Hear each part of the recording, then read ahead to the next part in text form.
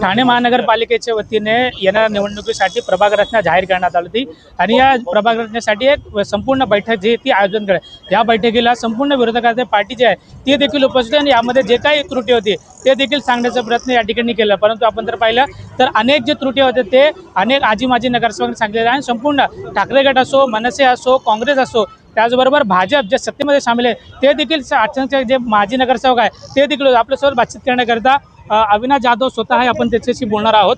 Sir, ज्या पद्धतीने प्रभाग रचना जाहीर करण्यात आलेली आहे कुठेतरी असं सांगण्यात येतं की अधिकाऱ्यांना हाताशी धरून हे सर्व प्रभाग रचना बनवण्यात आलेली आहे। मी तुम्हाला सांगतो की अधिकाऱ्यांना धरून ठाण्यातल्या 1-2 नेत्यांनी ही सगळी प्रभाग रचना केलेली आहे। भारतीय जनता पक्षाचे अर्ध्यापेक्षा जास्त कार्यकर्ते आज आक्षेप घ्यायला तिथे बसलेले आहेत। याचा अर्थ त्यांना देखील या प्रभाग रचना माहिती नाहीत।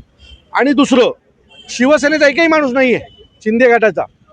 जर एवढी मोठी प्रभाग रचनेवर हरकती घ्यायचा विषय आहे तर तुमचा एकही माणूस येत नाही, याचा अर्थ तुमच्या मनाप्रमाणे त्या प्रभाग रचना तुम्ही बनवून घेतलेल्या आहेत आणि त्यामुळे तुम्हाला काही ऑब्जेक्शनच राहणार नाही। सो या एका पक्षाच्या हितासाठी बनवलेली ही प्रभाग रचना आहे, त्याचा आम्ही विरोध करणार, याच्यावर आम्ही मोर्चा काढणार आणि ही प्रभाग रचना जी आहे ती उद्ध्वस्त करून राहिल्याशिवाय आम्ही गप्प बसणार नाही। सर, राज ठाकरे यांच्या घरावरती उद्धव ठाकरे आणि राज ठाकरे यांची बैठक सुरू आहे, 1 तासापासून बैठक आहे असं सांगण्यात ज्या पद्धतीने दोघं भाऊ एकत्र आलेले आहे, महानगरपालिका निवडणुकीमध्ये देखील मोठा यश मिळतं। मी तुम्हाला सांगतो, अशा बैठका याच्यापुढे तुम्ही सवय लावून घ्या की या 2 भावांच्या सतत होत राहतील।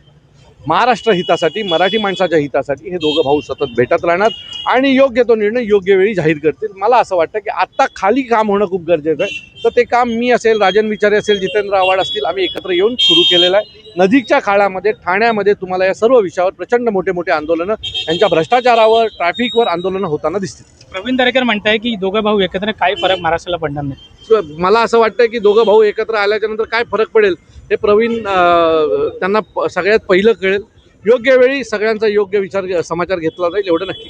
ठीक आहे, आपण जर पाहिलं तर ज्या पद्धतीने महानगरपालिकेच्या वतीने जे प्रभाग रचना जाहीर करण्यात आले त्याचा कुठेतरी संपूर्ण जे विरोधक आहेत त्यांनी देखील आक्षेप नोंदवलेला आहे। Video journalist Anik Shaikh, Rizwan Shaikh, NDTV Marathi, Thane.